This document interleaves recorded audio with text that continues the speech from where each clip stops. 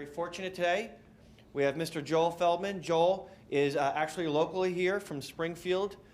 He's given this presentation across the country on many occasions. He has some great, very compelling stories to share with us, but he has a great message. I ask for you to really listen, engage, and participate, okay? Joel, the floor is yours. There you go. Thank you so much, Bob. Thank you.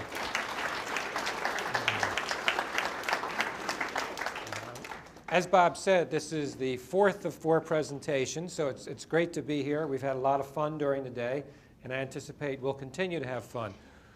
Why do I talk to you about distracted driving? I talk to you about distracted driving because I used to drive distracted all the time. I stopped driving distracted because my daughter was killed by a distracted driver just about 5 years ago. I'm also an attorney. I'm an attorney in Center City, but I practice all over, and I've had many distracted driving cases, and I'll tell you about some of those cases. And I'm also going to tell you that even though I had distracted driving cases, and I represented people who were badly injured, and I represented family members who were killed, I continue to drive distracted. And so what we're talking about here is a feeling and a belief that we all can get away with it. We all think we're good drivers. I think I'm a very good driver. But I don't think I was a very safe driver. I was a lucky driver looking back at it. And I want to talk to you about that. I don't tell people what to do. I mean, I don't know this guy here, but you're probably like me. You don't like it when people tell you what to do. I hate it when people tell me what to do. So I'm not going to tell you what to do. We're going to talk. We're going to talk about distracted driving. You smile. You probably don't like to be told what to do either, right? No, I know you don't. I'm not going to tell you anything what to do. We're going to talk about it. We're going to have some fun. There are going to be some sad videos, but I want you to think about the sad videos and the sad stories because distracted driving is 100% preventable. We can all prevent distracted driving. What do you think of? Just anybody here. What do you think of when we talk about distracted driving? What comes to mind? Texting, cell phone, radio, eating, GPS, all this stuff. Girlfriends. All right, girlfriends. Okay. Well, let's let me tell you. Let me tell you. You mentioned girlfriends. Let me tell you about a case I had. It was in Chester County. And this is how the driver, he was driving a dump truck, this is how he testified. In court, this is what he said. He said, I was holding the steering wheel, I was driving down the road, and I saw a really good-looking girl in tight shorts and short shorts, kind of shaking her way into a 7-Eleven. So he said, I did this. He went over the center line, he hit my client's car, and their 4-year-old boy was killed. And it's really sad. I'm still in touch with those folks, and this happened quite 15, 18 years ago. But I tell you that because I guarantee you when I left that, I was on my phone, I was looking at emails. I guarantee it. It wasn't until my daughter was killed by a distracted driver that I kind of woke up and I said, you know, this could be me. This could be me. And I looked back at all the times I drove distracted, all the times I took chances, and I'm really fortunate I never killed anybody else's child, spouse, parent, or friend.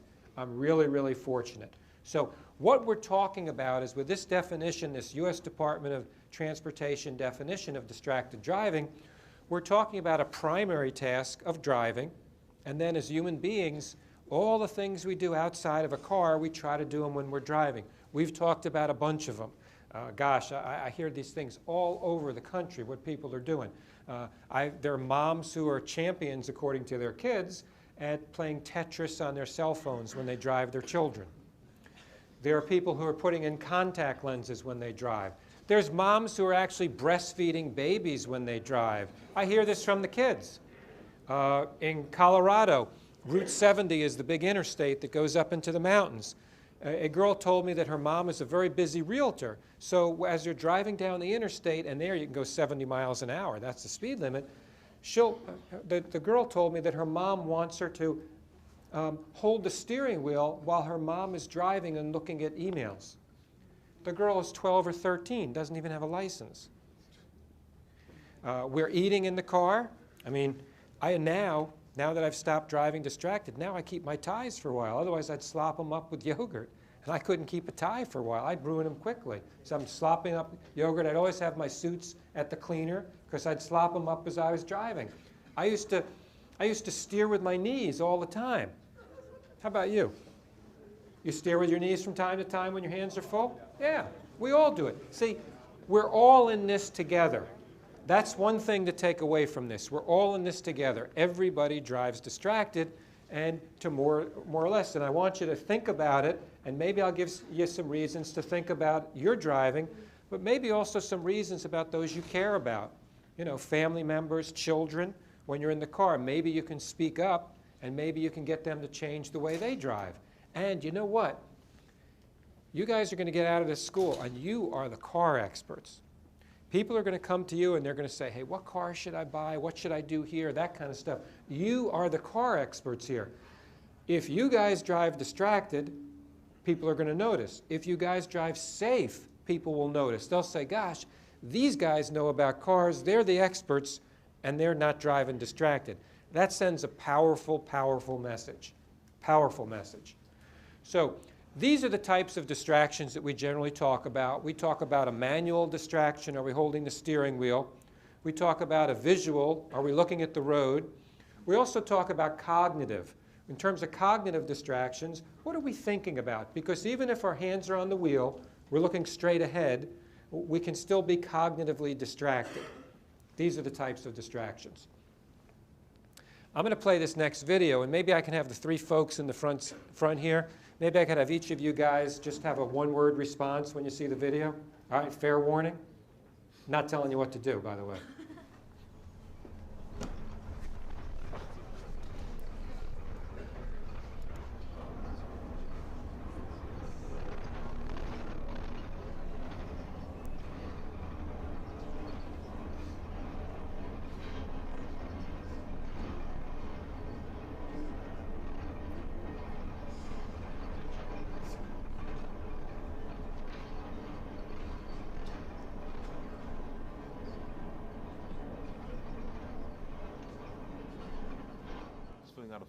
Filling out a form while he's driving. Irresponsible. Irresponsible. Scary. Inconsiderate. I didn't warn you I was going to call on you, but what the heck, right? And they've already taken 4 of them. What do you think? You don't even know. Yeah, it's that bad. This guy is a mess. There was a young girl on the bus, and she asked him nicely, by all accounts, to stop doing that, put away his paperwork. And he ignored her, so she took out her cell phone, she took that video, and he's now out of job. That's pretty impressive, I think, to have that initiative, and I think it's the right result. Sometimes what people say when they see this reaction, they'll say it's really, really selfish. What do you think? Does that make sense? Yeah, it's all about him, his paperwork. Now, I've driven distracted. I've filled out paperwork when I've driven, not to the extent that he did, but pretty much any type of distracted driving, I've done it. And I know lots of you have done it as well. Let's look at the next one. That's a picture of my daughter, Casey. She was killed in 2009. This was taken right after she graduated. We're from Springfield, Delaware County. She graduated Springfield High School. She was walking across the street in Ocean City. She had a summer job at the boardwalk, and it was 5 o'clock during the day. It was daylight, and she was in a crosswalk, and there were 4-way stop signs. And a 58-year-old man, it wasn't a teen, a 58-year-old man was reaching for his GPS. His water was in the way, so he took his eyes off the road for 3 or 4 seconds while he continued to go forward. And he went through a stop sign, and he hit her, and literally ran her over, and she died later. I kind of look at my life these days as I look at it before Casey's death and after Casey's death, and that's the defining moment for me. Today, I think I'm very, very fortunate. Fortunate for a father who's lost a child, because I get to remember my daughter in a really special way. And that's why I appreciate the opportunity to be here, to remember her in a special way and to talk with people. I want you guys to graduate this school. I want you to go on, those of you who haven't gotten married, who don't have kids, I want you to be able to do it. I want you to do every single thing that you can do, because Casey can't. There's nothing I can do about it. So this is the next best thing for me. And I get to talk about my daughter. I get to remember it. And maybe, just maybe, somebody will think as they're getting into their car and they're thinking, gosh, you know, maybe I want to text. Maybe they'll think and they'll say, you know what, I'll remember Casey and maybe I won't do it. That's my hope. That's my hope. If I just asked, you know, like a group of people in here, if I just asked you, if I had your parents here right now and I asked them, who are the most important people in the world to them, who do you think they'd say? Me, us, yeah. And that's the way it is with parents. If my wife was seated right here and you asked me that question, I would say Casey and Brett, and she comes in a close second, but it's my children. Right? Are you a parent? Right? It's our kids, right? Okay. So it's all about the kids. That's why we do everything we do. And that's our future. They're the most important things in the world to us. I drove distracted all the time with my kids in the car. How about you? There's a story about that, but it's a little lengthy. So what about a yes or a no then? Yes. Yes. What have you done from time to time with your kids in the car? Like me, what have you done? Mine are grown now, but that was before distraction was a big thing. Radio. Radio. Okay, radio. We have any other parents? Any other parents around? How about you? How old are your kids? 10 months? Are you using your cell phone with your 10-month-old in the car? I usually don't drive when I'm with them. Usually don't drive when you're with them? Okay, well that's good. Because you know, pretty soon, when they get to, the studies show, when they get to be almost 4 or 5, you're actually teaching them how to drive by them watching you. So the best thing you can do for your children is not to drive distracted with them in the car, and you're never going to have to worry about it. They're going to learn from their dad that you don't do that when you're driving. On the other hand, somebody like me, I still worry that Casey's little brother, my son Brett, I still worry that he might drive distracted because he saw me driving distracted. Any other parents around? Any other parents in here? Okay. What have you done from time to time with your kids in the car?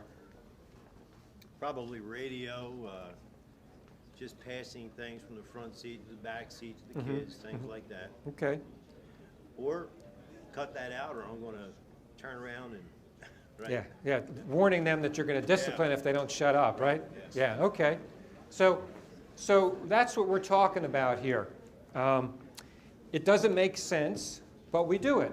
So we take chances driving with the people that are most important in the world to us. And when I go around the country and I talk with people, I talk probably a little more often to teens in high schools.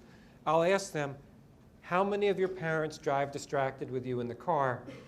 80 to 90% of the hands go up. 80 to 90% of the hands.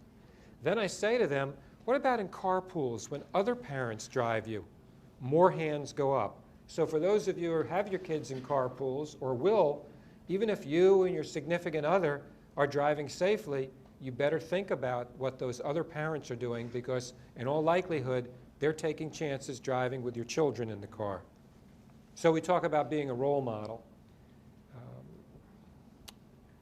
I wasn't a very good role model for my children with respect to the way I drive.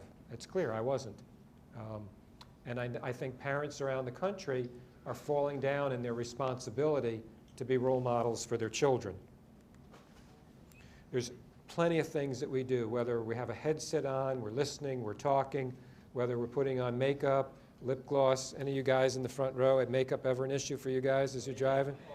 This guy right here? Okay, all the time. All right, everybody here. What about my friend over here that I'm not going to tell her what to do? What about you? Do you ever put on lip gloss or something while you're driving? Do you think it might be taking a chance looking up at the mirror? You don't have what? You don't have to look in the mirror to do it? Any eyeliner, mascara, anything like that when you're driving? No? Okay. All right. Let's watch this next video, and this is really targeted at parents, consistent with what I'm just talking about. Teens whose parents drive distracted are twice as likely to also drive distracted. Our children look up to us. They pick up our habits, good and bad. What behaviors are you teaching your children? But what distractions would you give up if it meant saving your child's life? So there's something to be said for telling our children how we want them to drive, trying to teach our children. But there's also something to be said for showing them by example. So that's why we say, be the driver you want your teen to be the driver you want other people to be, and you guys are going to be role models for other people because of your expertise with respect to automobiles. It's just a fact. Anybody here maybe texts maybe at a stoplight or a stop sign from time to time? Let's see some. Oh, got a bunch of you. Okay. All right. Did you know that when you're doing it, you're taking a little bit of a risk? You don't think you're taking a risk?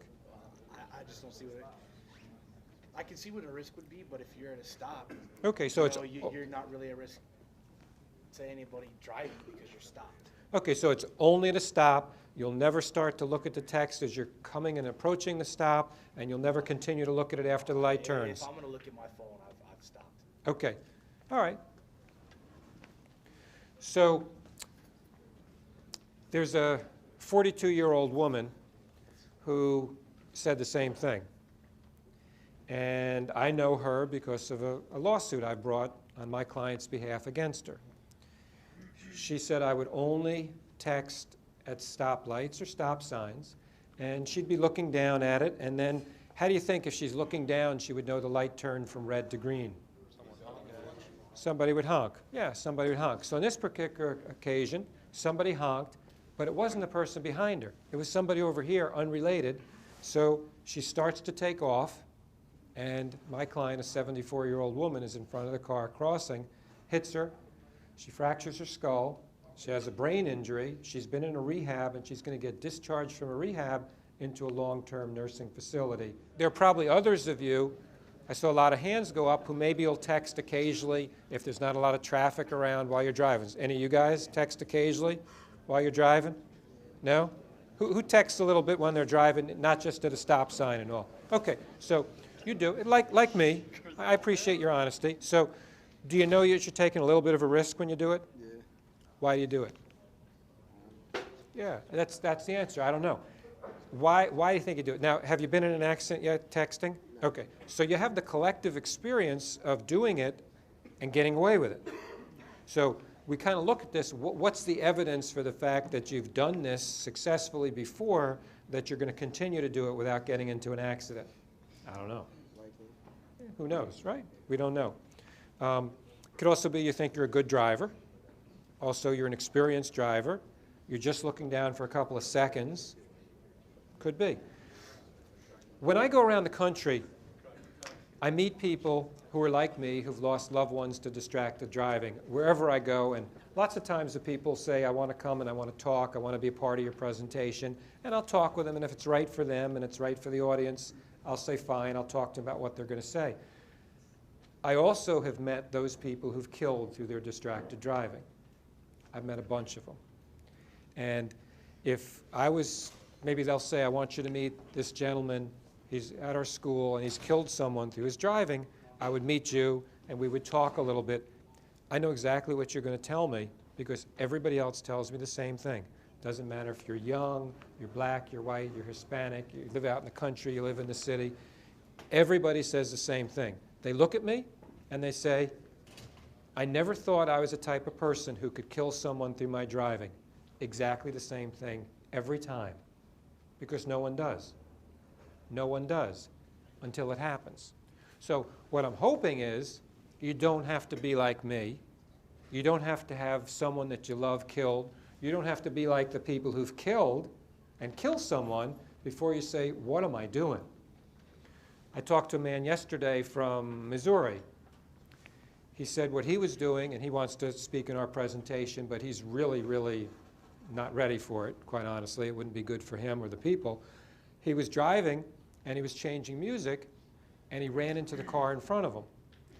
This woman who he ran into in front of him, she had her wheel turned to the left because she was anticipating a turn, and we're taught not to do that, of course, but she did. She was pushed into the path of an oncoming tractor trailer. and her car rolled 3 or 4 times, and he was there, and he was the first person to try to get her out of the car. So it can happen to all of us.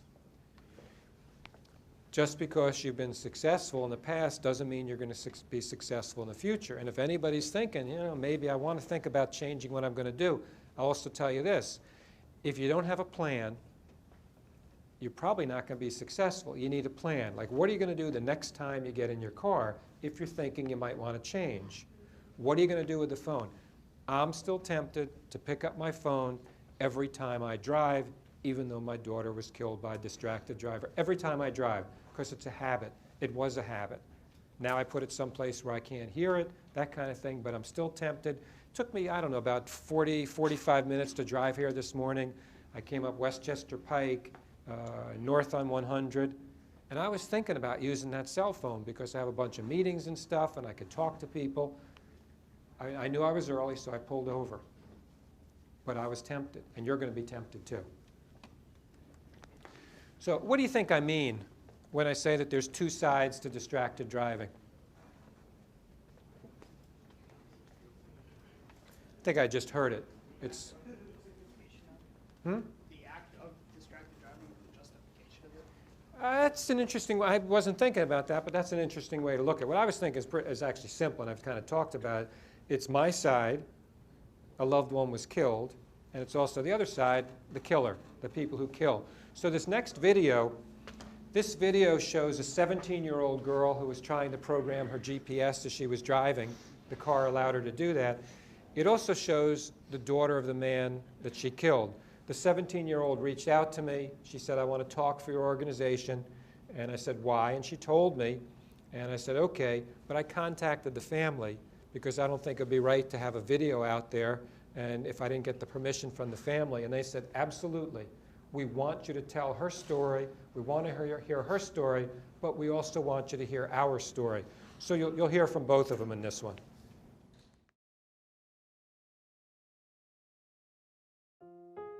I wasn't texting, I wasn't using a cell phone, but I still killed someone.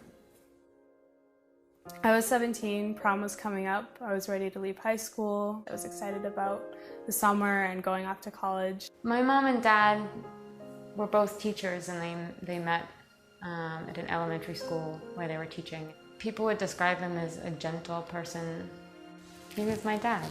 He was a great dad. He was the greatest dad I could have had.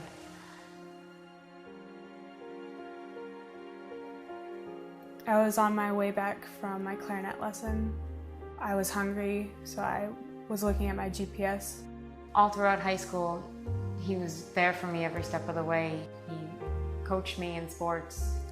He was there for every single one of my games. My car drifted into the breakdown lane on the side of the highway, and I hit a man and I killed him. I'm responsible.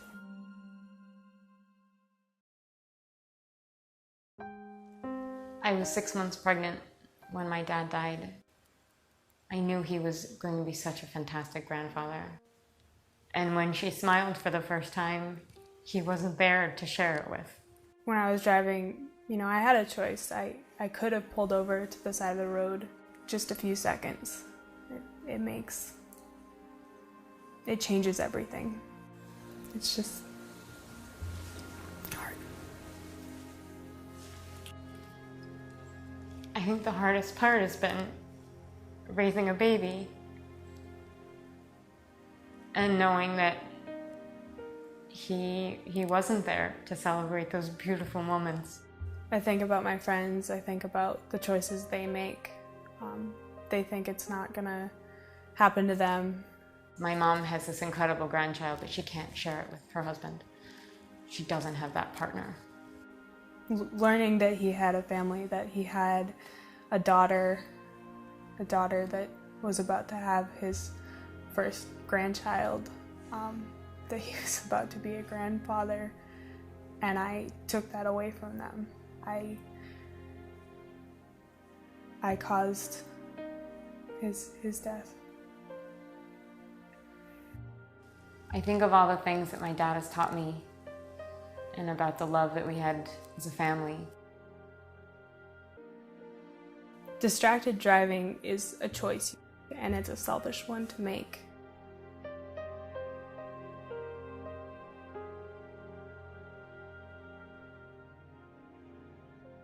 What if my dad hadn't pulled over to the side of the road? What if my dad had decided to stop and get gas? What if she, the driver, had just decided to pull over to the side of the road? And for the other one, Kate, it's, what if I had just been 5 minutes late that morning? What if I had just pulled over to the side of the road and I had programmed my GPS? Of course, it doesn't change anything. I do a lot of what-ifs, too. One of the what-ifs is my wife, the morning that my daughter was killed, as she was walking out the house, my wife asked her, "Please walk the dog, Casey." And Casey did, and it took Casey 5 minutes. If Casey hadn't walked the dog that morning, she would have been 5 minutes sooner. She would have crossed this intersection successfully, and I wouldn't be meeting you guys today. So it's these what-ifs. We can't turn back the clock. We can't change it. We can't change it, but we think about it. We think about possibly how we could, but we can't. So these are MRIs of the brain. And what we have here is we have on the left, we have an MRI showing someone just driving, and you could see the parts of the brain that are lit up. On the right, we have an MRI of someone's doing sentence listening. It could be a cell phone conversation. The idea is that there's a secondary task. Think about driving as cognitively demanding. Things are changing all the time. You need to be scanning, looking for traffic, everything, paying attention to your car, your controls, weather sometimes. So if we have a primary task that's demanding, when we add a secondary task, we overload our brains. We're not really good multitaskers. Some people think they are, but I think the science is there's only about 3% of the population that have a brain that's unique, that they can really do two things at once. The rest of us, we switch attention. We'll go to the primary task of driving, the secondary task of the phone conversation, the primary task of driving, the secondary task, and we go back and forth. And you can see in the one on the right, there's about a 40% drop in those brain resources compared to the left. What's happened is they've been transferred from the visual portion, the back of the brain where it's really lit up on the left is the visual portion. They've been transferred to the cognitive because the brain is overloaded. It has to do something. It's fighting with itself almost. So you look at the next one, and the green kind of puts it back in. You can see the parts that are no longer lit up. What scientists call one of these things is inattention blindness. There's nothing wrong whatsoever with our eyesight, but it doesn't register in our brain because our brain is overloaded. It doesn't register. One of the best examples of this, and maybe some of you have had this happen, you drive someplace and you're having a cell phone conversation, whether it's Bluetooth or you're holding it, and you get someplace and you kind of don't remember the trip. I don't know, maybe that's happened to some of you. Or you miss an exit, that kind of thing. That's an example of inattention blindness. You're not processing what you see. This next one is a study that was done in Canada. The study basically is showing scanning, and they have the little cameras you can probably make out on the dashboard, and they just measure how far people are scanning from one side to the other. On the left, there's no cell phone conversation, and on the left, it's 50–60%. You can see in the pink. Can everybody see the pink boxes? Okay. So 50 to 60% on the left. On the right, we now have a hands-free cell phone conversation, and it's really, really narrow. It's a tiny little box. They call it tunnel vision. Think back to the slides that we had earlier of the brain. On the left, all of our attention is devoted to the task of driving. We're not being distracted by a cell phone conversation. On the right, we now have the cell phone conversation, and we've lost 40% of the brain resources. And I don't have to tell you what can happen in that circumstance. There's no safety benefit for hands-free versus handheld, according to about 30 different scientific studies. Does that surprise anybody? It does surprise you, because a lot of people, you say, oh, go on the Bluetooth, it's safer. Just think about it. For years, when I grew up, half the cars were standard. You'd have a stick shift, so you only had one hand on the wheel. So if I'm taking my cell phone out of my hand and I'm going Bluetooth, I put it away. I'm just giving up the manual distraction. I'm still engaged in the cell phone conversation. I'm still engaged. A lot of people will say to me then, okay, so What happens if you have a passenger in your front seat? Is it distracting to have a conversation with a passenger in a front seat? And they've done studies on that, and the studies show that if you have a passenger in the front seat and the passenger is 12 or 13 years old, they're actually in tune with the driving environment, even though they're not driving. If they see someone's brake lights coming on, they might warn you, look out. If it's a hairy construction zone, you know, if you've got like the Jersey barriers, the lanes are shifting and all that kind of stuff, they'll actually stop talking. You know, if you're over the age of 12, 13, or 14. And so they kind of help you drive because they're in tune with the driving environment. If you're on a cell phone conversation, that person doesn't know what's going on.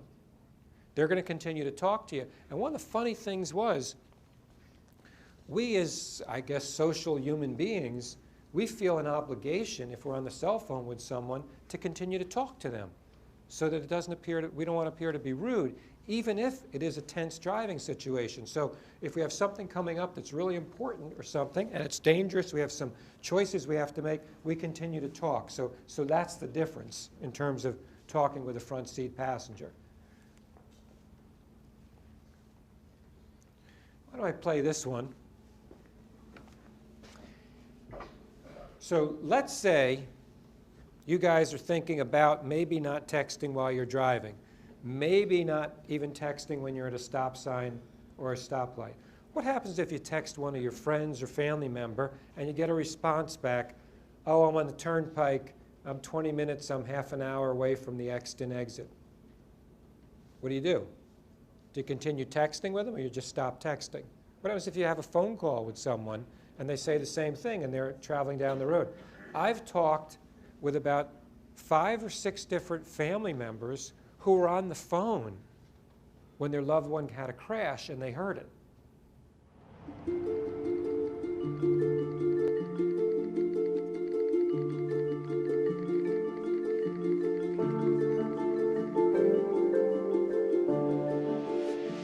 Ashley would text hundreds of messages every day. That was the way we kept in touch. We would definitely text more than we talked. Mariah was a multitasker extraordinaire. She could text better than anyone I know. She could be having one conversation with me, completely focused, while having a text conversation with somebody else. When you do something 7,000 times a month, you tend to learn where those 26 letters are. We would be at school, at home, movies, bowling, driving. Not even looking at her phone. Just simple, insignificant, useless bullshit, whatever it may be. About anything and everything. Just a way to pass the time. It didn't matter where we were constantly texting. This is my sister. She was looking at my message that I had just sent her. When she looked up, she had clipped the median on the left-hand side of the road. Her truck flipped, and as it was flipping, she was actually ejected through the driver's side door, and she landed in the ditch about 300 feet from her truck. People will tell you over and over again, it's not your fault. But knowing that you were the person that she was talking to when she was killed.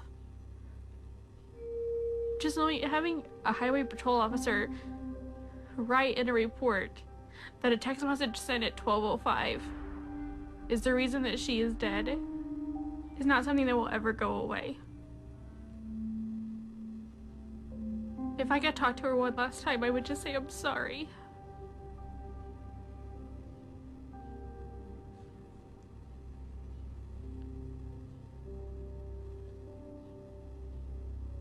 This is her cell phone that she used in the accident. 4 little letters. That's what killed her. She thinks that she killed her sister. Of course, her sister didn't have to respond to the text when she was driving, but it's not much consolation to her big sister. So there's that part of it as well. Do I have any takers? Who's got a deadly crotch? I got a couple of guys here. A couple of guys. Any deadly crotches here? What's the matter with this lawyer from Philadelphia asking you guys about your crotches? This is what we're doing right here. If you travel, yeah, I heard that back there, by the way. If you're driving in Alberta, Canada, you'll see billboards like this. This is part of their campaign, you know, looking down at someone who's got the cell phone on their lap. And you're right, he does have a smile. But I guess the point is, if you're looking down at your lap, you might as well have your eyes closed. And then just quickly, for every 10 miles per hour we travel in the car, we go 15 feet per second. Every 10 miles per hour, 15 feet per second. 50 miles per hour, we go 75 feet per second. So you'll hear often when people talk about distracted driving, they'll say, oh, if you're texting, it's like driving the length of a football field with your eyes closed, looking down. So 75 feet per second, 4 seconds, some people measured as the average length of a text, so that's the 300 feet. It's probably not often that any of us have closed our eyes as we're driving down the turnpike, but maybe we've looked down for 1, 2, 3, or 4 seconds, and it might be the same thing. Something to think about. Speaking up for your safety, my messages are that each one of us has the power to decide how we're going to drive. It's simple. We can make decisions about how we want to drive. We also, with other people, when we're driven by distracted drivers, we can also decide if we're going to speak up. Are we going to talk to our driver, and are we going to say, hey, I'm a little nervous. I don't want you to text while we're driving. Why don't you give me the phone? Let me text for you. Why don't you pull over if you want to eat or put your makeup on? But sometimes, you know, we're funny. We're funny human beings. Sometimes if it's somebody else's car and they're doing us a favor, sometimes we don't want to criticize them. Anybody here ever have any reluctance to criticize somebody who's driving you? And maybe, yeah. So I'll tell you something. I fly around the country and I have airport shuttles pick me up. And those shuttle drivers have this GPS system. And they want to program in where they're taking me. They want to program in where they're taking someone else. And of course, they don't want to waste any time. So it's as they're driving out of the airport. And even after my daughter was killed, I was at the beginning a little reluctant. I did speak up, but I wouldn't speak up right away.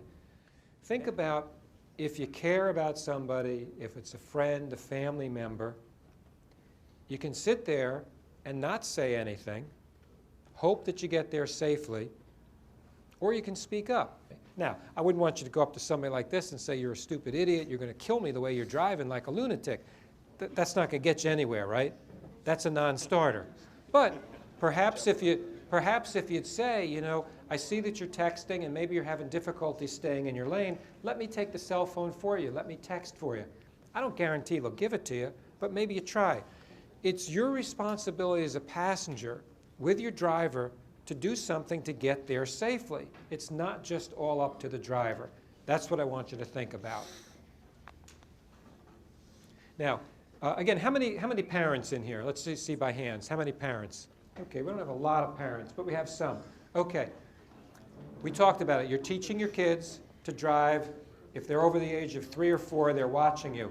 If you have driven distracted with them in the car, you can go home tonight or next day and tell them you're not going to drive distracted again. That's a gift to give to them, and they will never drive distracted if they see that mom and dad don't do it from an early age. It's a gift that you can give to them.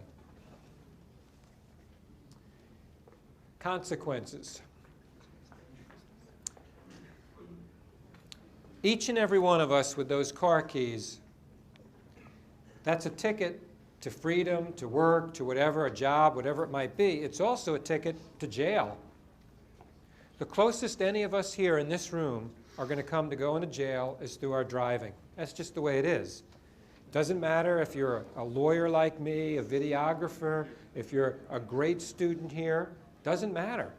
If you kill someone while you're texting, you're going to go to jail. If you kill someone on cell phone, you're likely to go to jail in Pennsylvania. It's just the way it is. So that's a consequence.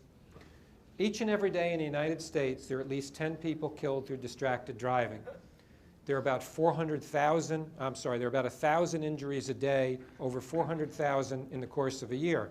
And why I say a minimum, we don't have a blood test to see if someone is driving distracted. We don't know. Oftentimes the police will write it down and they'll say they departed their lane even if they were on the cell phone. You know, we don't really know. but those are some of the consequences. I met with Cassie's mom when I was in Idaho. Cassie killed herself. She was texting.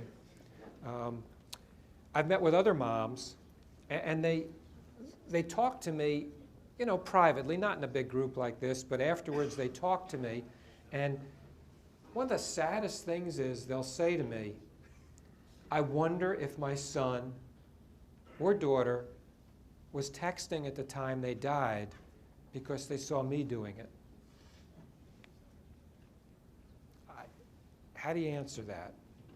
I mean, honestly, I think that there might be some truth to it, but it would just be so cruel to say that to someone, but it could be.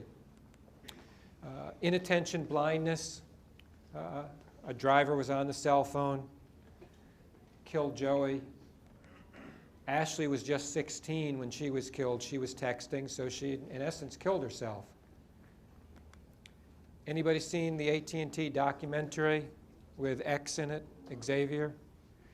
So Xavier was hit by a 22-year-old who was texting. He was walking in the crosswalk. His sister was holding his hand, and he was yanked out of his sister's hand. He was dragged, and he's now paralyzed from the chest down. He needs help breathing, a machine. In the video, which is really compelling, it's sad like all these are sad, but it's really compelling. His mom says he was a great athlete. He was also really an active boy, so when he would get a little wild, I would tell him, X, go in the backyard and play. Get out of the house, go in the backyard and play. Of course, you can't do that anymore. So there are a lot of these sad stories, but they're all preventable. So if you think about the sadness, also think about the preventability. We can prevent these. Each and every one of us can prevent these. We can influence other people by who we are. We can lead by example by who we are and what we do and what you guys are going to do when you graduate from here. Katie was killed by another 17-year-old driver. The following video is one that our family made, and it was picked up by the U.S. Department of Transportation, and it's been played in countless presentations across the country, and we're really happy about that. What you're going to see is you're going to see my daughter's friends, and like me, they all drove distracted before Casey was killed, and it made them think about things. It made them think about more than just their driving, though.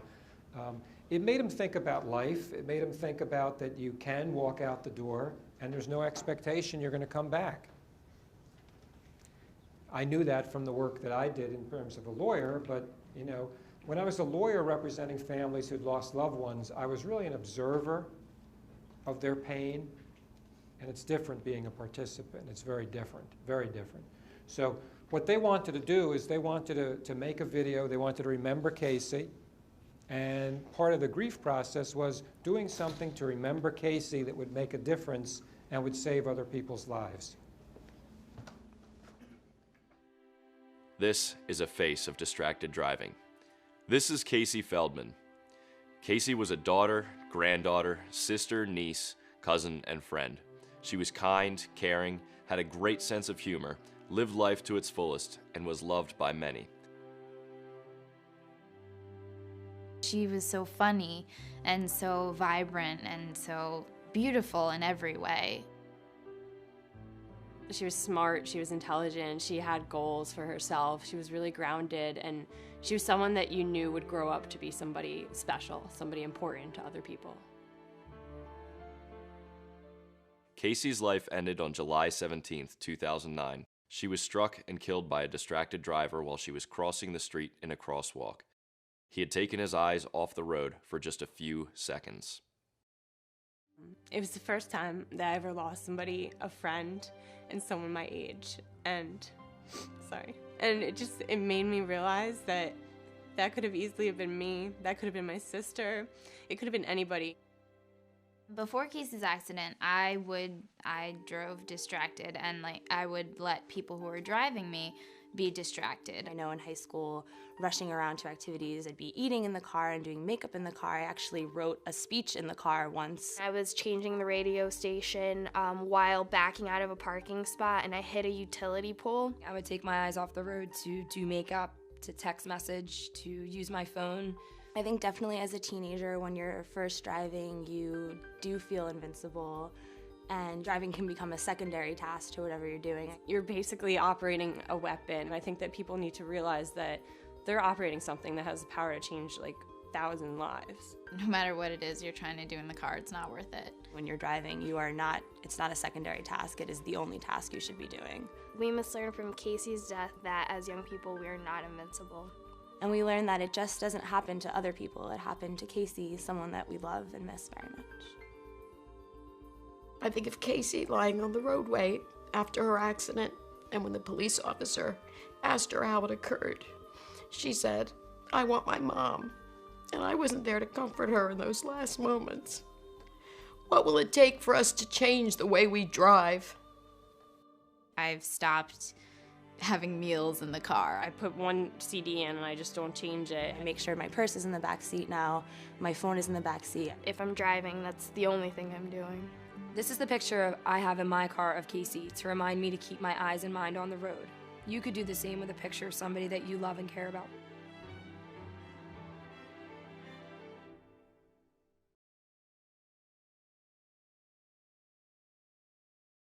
Casey did survive the accident for a while. She died in surgery. And I often had thought, you know, how scared she would have been after that, how alone she was. And my wife wanted to be there to comfort her, you know, as she was dying. And as a dad, I thought I should have been there to protect her. You know, as dads, we want to protect our children.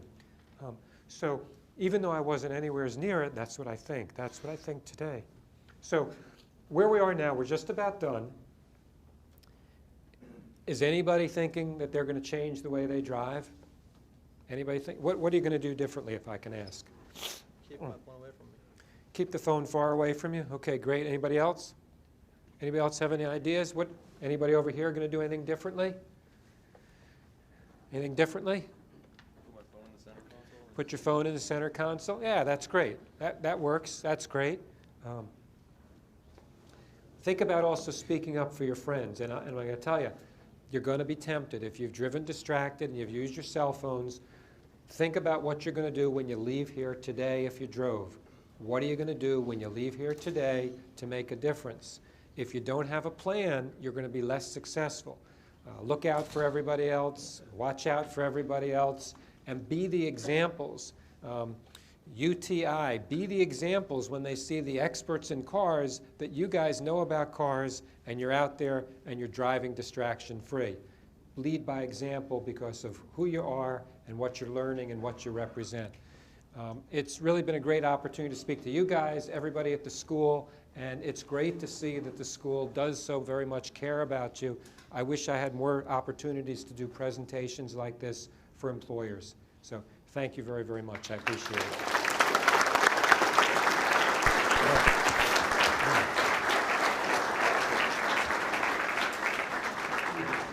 Okay, I only have two very brief messages here.